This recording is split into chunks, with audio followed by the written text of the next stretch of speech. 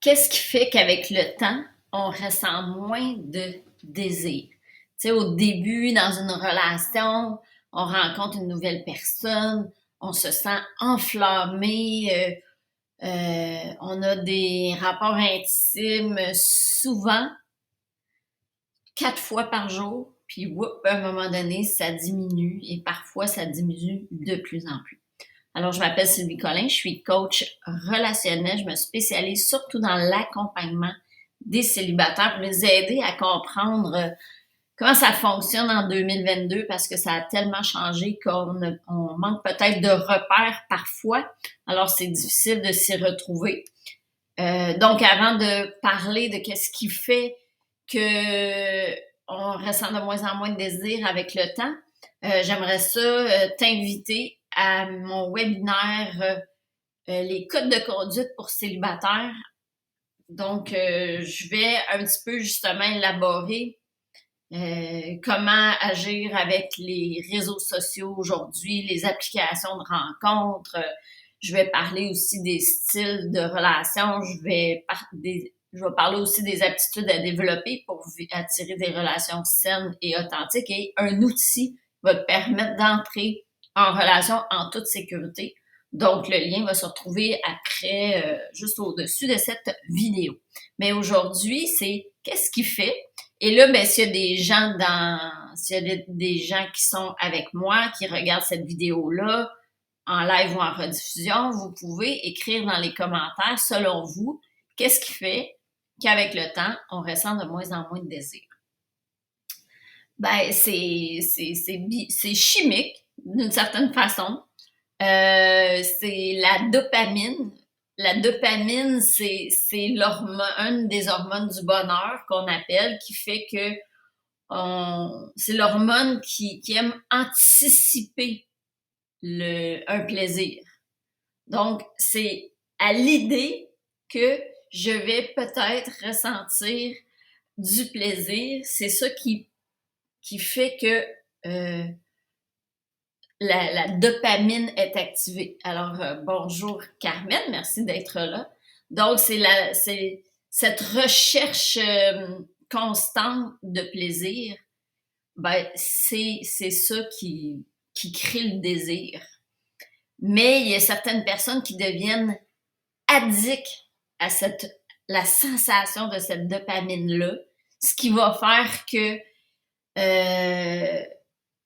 il va vouloir toujours renouveler constamment, d'être toujours dans la nouveauté. C'est que là, on est addict à la dopamine. On cherche toujours la nouveauté, un nouveau projet. Puis ce n'est pas que dans les relations intimes, on va voir des gens qui commencent un projet, ils vont même pas jusqu'à terme de leur projet, puis whoop, une fois que le chemin est débuté vers ce projet-là, ils abandonnent souvent après la fin parce que à un moment donné, il ne ressent plus la dopamine qui permet d'avancer vers ce projet-là. Mais c'est la même chose avec les gens. Il y a des gens qui entrent dans une relation, puis aussitôt que le pic de dopamine redescend, ben il va chercher ailleurs. C'est dommage parce que le pic de dopamine, il va toujours redescendre. Aussitôt qu'on a atteint notre objectif, la dopamine redescend.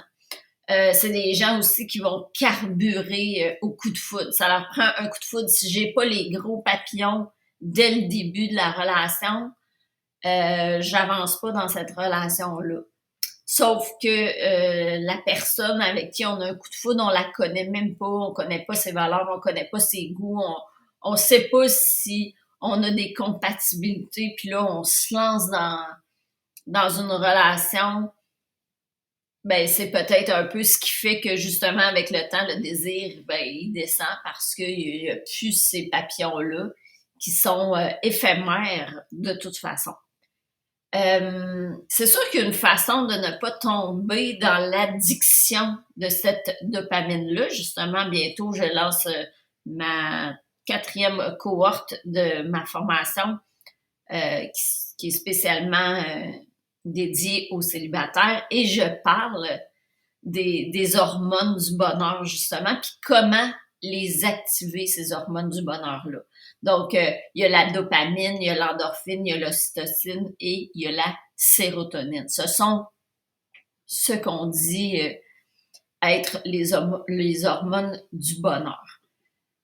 Pour ce qui est de la dopamine, pour pouvoir ressentir les effets sans en être addict, sans chercher la grosse intensité, mais juste vivre la belle sensation agréable de la dopamine, c'est de célébrer chaque petit succès, d'observer tout ce qui va bien dans notre projet, dans nos relations. Si j'ai un projet, par exemple, ou si ma nouvelle relation, c'est un projet, ben c'est de mettre mon attention sur chaque petite journée qu'on a passée ensemble qui fut agréable.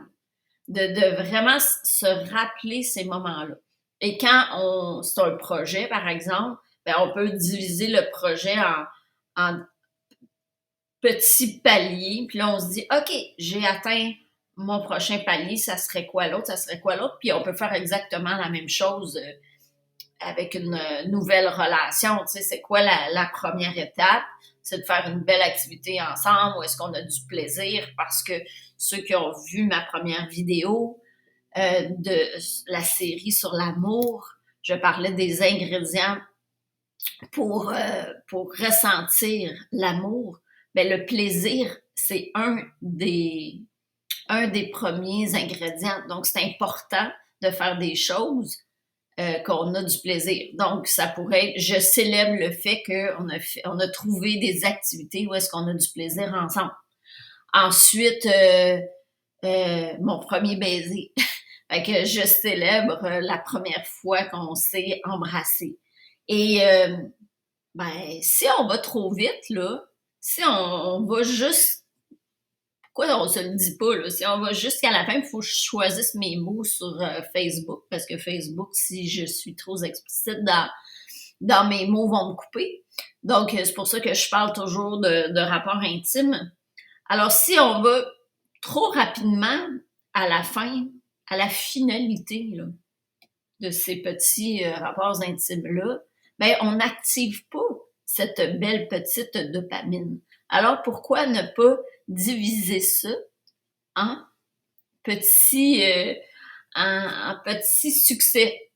Fait que, comme je disais, on fait des activités où on a du plaisir. Après, ben, on fait comme les adolescents, on s'embrasse une soirée de temps sur le divan. Après, ben, peut-être qu'on peut passer au massage, sans aller jusqu'au bout. Et là, ben, on fait monter le désir, justement. Fait que si on fait monter le désir, ce qui est agréable, c'est que on active la dopamine, mais lentement, mais sûrement. Et une fois qu'on a atteint le bout, il faut recommencer. Parce que la dopamine, c'est fini, là. Une fois qu'on est allé jusqu'au bout de notre désir, qu'on a atteint ce qu'on voulait, il n'y a plus de dopamine. Donc, on recommence. On recommence du début. Donc, célébrer chaque petit succès ensemble. Ce qui est l'endorphine, c'est l'accoutumance, je regarde mes notes en même temps pour pas me perdre. L'endorphine, c'est l'accoutumance physique, tu sais, on va souffrir. Puis il y a des gens qui souffrent tellement qu'à un moment donné, ils développent tellement d'endorphine qui ne ressentent plus la douleur. Quelqu'un qui va aller s'entraîner, il va forcer ses muscles, puis c'est l'endorphine qui va faire que il va être capable de pousser plus loin. Fait que ça, on est addict à l'endorphine à un moment donné si on reste dans une relation qui nous fait souffrir. Puis malgré que ça nous fait souffrir, à un moment donné, on sent même plus cette souffrance-là. Alors, c'est à observer. Est-ce que je suis vraiment heureux dans ma relation? Est-ce que je suis vraiment bien? Est-ce que je souffre? Est-ce que la personne prend des jours et des jours avant de me rappeler, puis ça me fait souffrir parce que ça me met dans une inquiétude et je me sens pas bien dans ça, donc on sort. Faut pas devenir addict à l'endorphine. Il y a l'ocytocine aussi, c'est les gens qui s'attachent trop rapidement, c'est un besoin. L'ocytocine, c'est l'hormone de l'attachement. Quand on s'attache trop rapidement à, à un inconnu, une inconnue, c'est qu'on est addict à la dopamine. Puis là, le pic du début est tellement fort que même si la relation devient désagréable, on reste là parce que le pic du début était fort. Donc, c'est pas non plus l'idéal. Et la sérotonine, c'est je recherche les honneurs. Toujours à la recherche des honneurs. Mais il y a des façons briser, de briser le cercle vicieux de ces neurotransmetteurs-là. Bien sûr, il faut les connaître. Fait que je le dis rapidement, mais comme je dis, si vous voulez en savoir un petit peu plus, venez me discuter avec moi pour savoir c'est quoi la formation que j'offre. C'est un des volets de cette formation-là. C'est minime, mais en même temps, pour moi, un couple heureux, c'est deux célibataires heureux qui se rencontrent. Et pour être heureux, ben, faut savoir équilibrer nos hormones du bonheur et non être dans le cercle vicieux. Donc, la dopamine, c'est célébrer chaque petit succès à chaque jour. Euh, euh, l'endorphine est sécrétée lorsqu'on a du plaisir, justement, quand quelque chose nous fait rire. L'ocytocine, prendre l'habitude de prendre conscience à qui je donne ma confiance. Je me confie à une amie, je prends conscience que je fais confiance à cette personne-là. Je donne ma carte à la fille à l'épicerie, je fais confiance à cette personne-là. De s'apercevoir à qui on fait confiance dans la journée, ça stimule l'ocytocine. Et la sérotonine, c'est d'exprimer notre fierté. Alors moi, je trouve ça hyper intéressant d'apprendre à connaître le fonctionnement de notre corps humain. J'ai fait une présentation la semaine dernière. Je travaille dans une école et il y a beaucoup de stress entre les éducatrices, les éducateurs, avec les enfants, tout ce qui se passe. Ils vivent beaucoup de stress et je parlais du fonctionnement du système nerveux autonome. J'en parle aussi dans ma formation. C'est drôle, hein? C'est une formation pour célibataires et je vous explique, entre autres, comment fonctionne votre corps pour arrêter de fonctionner en mode automatique. Parce que quand on fonctionne en mode automatique, ben peut-être qu'on refait toujours les mêmes erreurs et on obtient toujours les mêmes résultats. Et là, après ma présentation, je disais que pour bien gérer le stress, une des astuces parmi peut-être une dizaine, c'est la cohérence cardiaque, de pratiquer la cohérence cardiaque. Moi, je fais le lien beaucoup, le stress et le célibat parce que la solitude fait partie des grands stress qu'on peut ressentir parce qu'on sait qu'en groupe, on est plus fort. Quand on est seul, on peut ressentir du danger, même si aujourd'hui, ce n'est plus vrai. On n'est plus en danger comme à une certaine époque quand on était tout seul. Il n'y a pas des mammouths partout autour de nous et il n'y a pas de danger. On est dans des maisons sécurisées, la porte se barre. Donc, le danger n'est plus réel, mais notre corps ne le sait pas. Alors, il faut apprendre à gérer nos stress. Les nouvelles rencontres, c'est beaucoup d'incertitudes. Rencontrer une nouvelle personne, on ne sait jamais. Aujourd'hui, ça va-tu marcher 2 jours? Je l'ai dit dans une autre vidéo, 2 jours, 2 semaines, 2 mois, 2 ans, 2 décennies. On n'a absolument aucune idée. Donc, l'incertitude, c'est un des déclencheurs du stress. Bref, c'est pour ça que j'enseigne dans ma formation comment bien gérer le stress. Et ce que je voulais en venir quand j'ai donné la formation la semaine dernière, elle a dit c'est tellement pas ésotérique d'apprendre à faire la cohérence cardiaque. Ben non, le développement personnel, là, ce n'est pas ésotérique. Quand Quand j'ai suivi, il y a 13-14 ans, ma formation en PNL, la programmation neurolinguistique, oui, la PNL a été créée en modélisant la réussite de certaines personnes. Ils ont fait comme, OK, eux, ça fonctionne. Qu'est-ce qui fait que ça fonctionne? Et là, ils ont décortiqué leur façon d'agir, leur façon de penser, leur posture. Et là, ils ont créé c'est comme ça qu'ils ont créé les techniques qu'on apprend en PNL qui permet aux gens d'obtenir des transformations dans leur vie.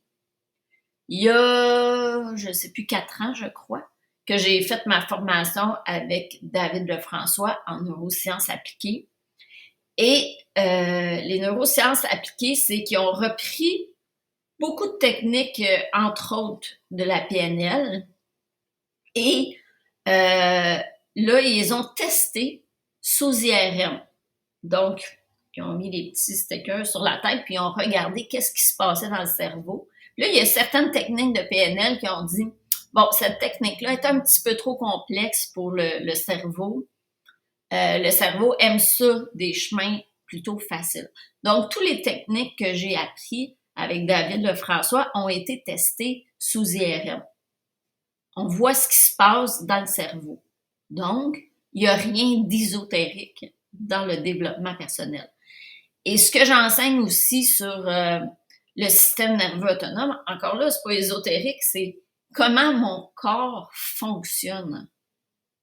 Comment, plus on apprend comment notre corps fonctionne, mieux on est équipé pour réagir aux différentes situations qui nous arrivent dans la vie.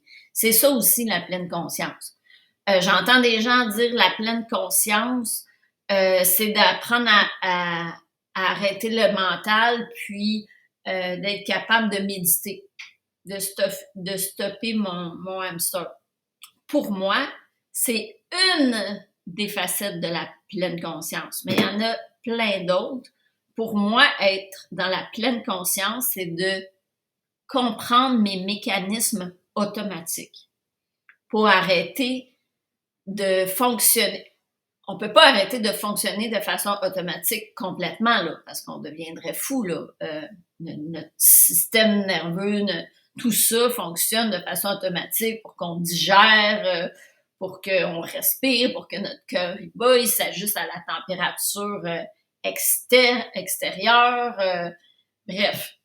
Puis même, il est là pour nous sauver la vie. Parfois, là, si le système d'alarme dans la maison sonne, ben il faut fuir, là. Il faut écouter notre système nerveux autonome qui nous envoie une trolley d'adrénaline, puis pas d'ocytocine, d'adrénaline, puis je cherche le mot, mais c'est pas grave, pour qu'on puisse s'enfuir. Donc, c'est super de marcher de façon automatique, mais pas 100% du temps. Plus on va prendre conscience, pour moi c'est ça la pleine conscience, plus on prend conscience de nos mécanismes de défense, plus je suis capable d'adapter mes comportements. Donc d'arrêter de subir, mais plutôt d'agir dans le sens où est-ce que je veux aller. Avoir des rapports aussi intimes en pleine conscience. On va parler du slow sex. Est-ce qu'on peut dire faire l'amour sur Facebook? C'est faire l'amour dans la pleine conscience. C'est qu'est-ce que j'aime vraiment dans mon corps? Où est-ce que j'aime me faire toucher? Est-ce que je fais toujours ça de la même façon, de la même position, avec les mêmes étapes? Ou j'apprends à explorer autre chose. Explorer. Fait que dans ma formation, là, on parle de tout ça. Mais c'est vraiment de se ramener dans mon corps, de se ramener dans la connaissance de soi. C'est pour ça que je dis que c'est de la connaissance de soi à la sexualité sacrée. Donc, pour apprendre à bien se connaître, pour mieux agir. Alors, c'est ça. Est-ce que vous avez des questions? Si vous avez des questions, vous me réécoutez en rediffusion, vous les mettez dans les commentaires et je vais venir répondre. Merci de nous partager ça avec nous. Ça me fait un immense plaisir. J'étudie tout ça depuis maintenant plusieurs années, je disais 2013, et c'est une joie pour moi de le partager. Je crois aussi que c'est un besoin, que les gens ont besoin d'entendre ça. Il faut vraiment apprendre à vivre dans le moment présent et de ne pas se créer d'attente. Absolument. Ceux qui me suivent le savent, je dis changez vos attentes pour des préférences. Qu'est-ce que je préfère? Et plus on a de choix, mieux c'est. Plus on a d'attentes et plus la réalité a un écart avec notre attente, plus on vit la frustration, plus on est frustré. Plus on est frustré, plus on est dans des énergies basses, plus on attire des gens qui sont dans la même énergie. Ça fonctionne comme ça. C'est pas ésotérique non plus. Alors, quand je suis dans des énergies hautes, dans la joie, le plaisir, l'enthousiasme, ben j'attire des gens joyeux dans le plaisir et dans l'enthousiasme. Donc, ce que je vibre, ben je vais trouver des gens qui vibrent au même diapason que moi. Alors, c'est d'apprendre à vibrer dans ces diapasons de hautes énergies positives. Plus je vibre dans le positif, plus j'attire du positif. C'est comme ça. On est des êtres magnétiques. Donc, c'est comme ça. Puis ça aussi, les études le prouvent maintenant. Donc, c'est pas ésotérique, le développement personnel. Moi, je suis quelqu'un, au contraire, qui est très rationnel. Et oui, j'ai aimé la PNL. J'ai vraiment aimé la PNL et ça a vraiment aidé ma fille. Ceux qui connaissent mon histoire, c'est ma fille. Quand j'ai eu ma quatrième enfant, parce que j'ai 4 enfants, la troisième, ça a déclenché chez elle de l'anxiété de séparation. J'ai aucune idée pourquoi, mais c'était comme ça a déclenché c'est pas parce qu'elle perdait sa place, parce qu'au contraire, elle aimait trop cet enfant-là.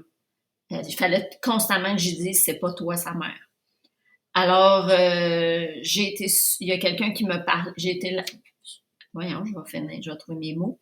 J'ai été avec elle voir une psychologue, mais je trouvais que ça avançait pas assez vite. Ma fille, elle souffrait chaque jour de sa vie. Aller à l'école était rendu pénible. Alors, il y a quelqu'un qui me parlait de la PNL. J'ai été suivre ma formation en PNL. J'ai adoré. Je pensais y aller pour elle. Je me suis, moi aussi, transformée. Mais quand j'ai fait ma formation avec David Lefrançois, où là, il expliquait vraiment pourquoi ça fonctionnait, ces techniques-là. Là, c'est venu me rejoindre encore plus et c'est à partir de là que j'ai décidé de vraiment me lancer à fond dans les formations parce que je me dis, les gens doivent apprendre ça. Il n'y a pas de raison qu'on souffre aujourd'hui parce qu'il y a tous les outils possibles pour nous permettre d'être heureux dans notre vie, mais pour ça, il faut le faire de façon très consciente.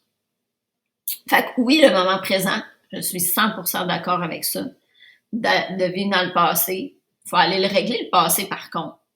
Hein, les épreuves qu'on a vécues, oui, le bonheur se retrouve dans le moment présent, mais si on ne ferme pas des portes qui sont restées entrouvertes dans notre passé, ben, il va constamment revenir. On va faire constamment les mêmes erreurs.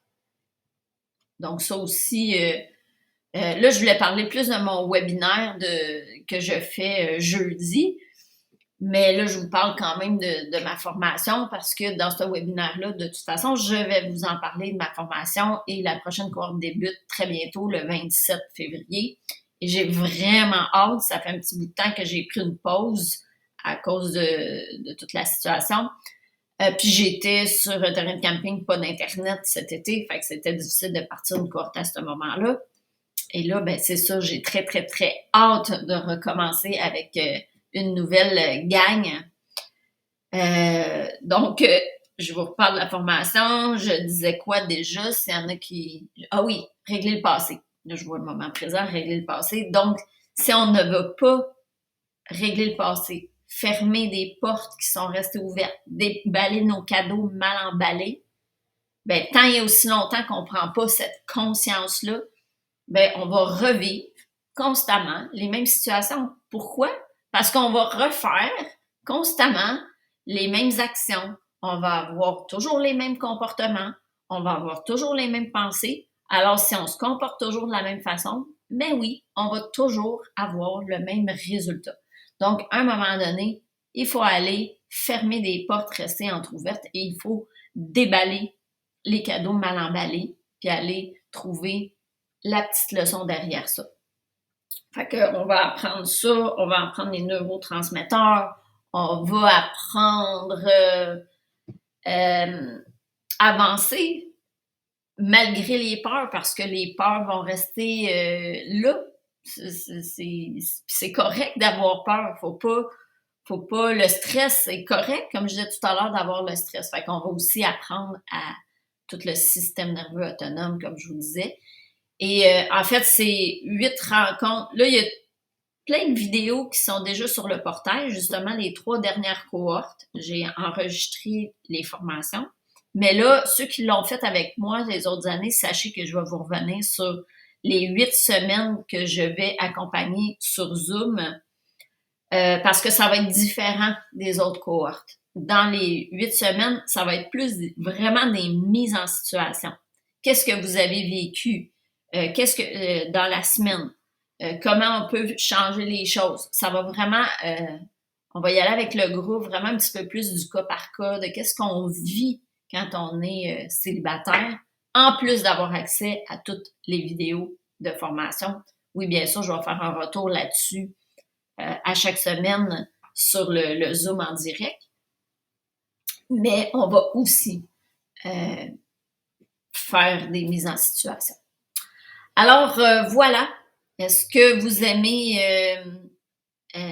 est-ce que vous êtes addict à la dopamine, à la nouveauté?